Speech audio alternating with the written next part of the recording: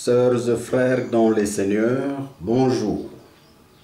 Nous voici à la fin de l'année 2022. Une fin pénible au niveau mondial causée par la guerre entre la Russie et l'Ukraine, avec des conséquences graves sur l'économie mondiale et au niveau national, l'agression à l'est de la République démocratique du Congo par les infiltrations de terroristes qui entraînent des conséquences telles la mort de plusieurs personnes et certaines des déplacés de guerre qui vivent sans abri et sans sécurité alimentaire. Que le Seigneur fasse grâce et qu'il nous aide à sortir de cette situation. Au niveau de la communauté, la CIC subit aussi les conséquences de toutes ces guerres, mais le Seigneur a fait de nous des rescapés par sa grâce pour terminer l'année et de nous permettre de réaliser quelques activités pour sa gloire. Nous ne pouvons oublier nos pères, nos sœurs et frères dans la foi que le Seigneur a rappelés auprès de lui. Ayons une pensée pieuse pour eux. Ces jours, les derniers jours de l'année 2022, peut signifier pour nous plusieurs choses. Un jour pour rendre grâce à Dieu, un jour pour faire le bilan d'une année de travail, un jour pour planter les décors de la nouvelle année en vie. Comme un jour d'action de grâce, sans l'Éternel qui nous protégea, qu'Israël le dise, sans l'Éternel qui nous protégea, quand les hommes s'élevèrent contre nous, ils nous auraient engloutis tout vivants. Quand leur colère s'enflamma contre nous, alors les eaux nous auraient submergés. Les torrents auraient passé sur notre âme, alors aurait passé sur notre âme le flot impétueux. Béni soit l'Éternel, qui ne nous a pas livrés en proie à leurs dents. Psaume 124, 1 à 6. À la fin de cette année 2022, nos âmes peuvent s'élever en louange à Dieu qui a été pour nous un protecteur.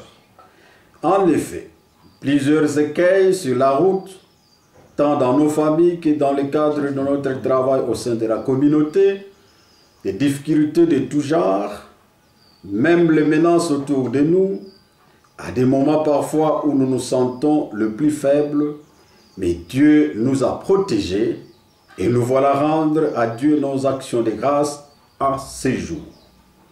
Que Dieu soit loué, lui qui nous a tous protégés.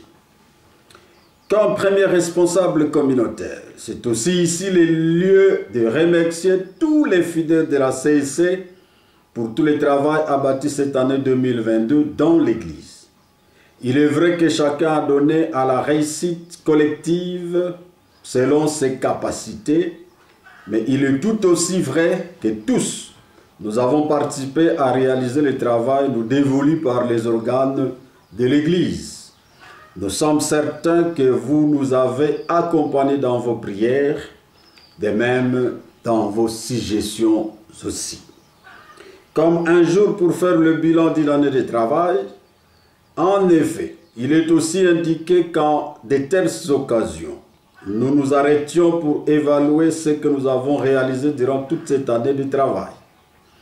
Au staff prochain et pour le travail à la présidence, nous évaluerons notre action par rapport à ce qui était consolidé dans notre planning annuel. Il est cependant important que chacun, à son poste de travail, évalue son action par rapport à son cahier de charges, comment nous avions réalisé nos tâches journalières, quel était notre degré de dévouement et de discipline au travail, quel était le niveau de satisfaction de nos supérieurs hiérarchiques, quelle a été la qualité de notre collaboration avec ceux qui travaillent le plus près de nous. Chacun doit se poser cette telle question et y répondre sans complaisance pour que nous puissions envisager des possibilités d'amendement pour le bien de la communauté. Comme un jour pour planter le décor de l'année nouvelle, conscients de nos faiblesses et considérant les attentes de la communauté que nous servons tous d'une manière ou d'une autre, Ce jour doit être celui où nous nous exhortons à bien faire désormais notre travail pour les temps qui viennent.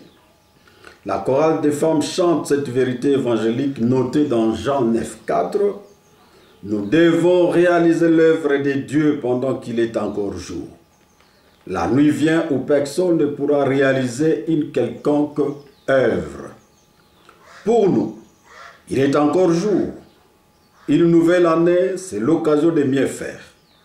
Quand la nuit sera là, nous rendrons des comptes à celui qui nous a donné des talents pour servir dans cette église et au siège de la communauté. Pour finir, nous nous exhortons tous au travail bien fait et avec pleine conscience pour l'année 2023. Nous formons pour chacun de vous nos vœux de bénédiction à tous égards. Que votre vie spirituelle, que votre vie professionnelle, que votre vie de famille témoigne de cette bénédiction qui peut déborder.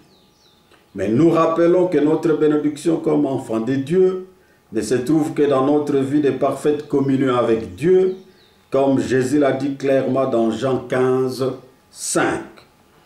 Car hors de moi, vous ne pouvez rien faire.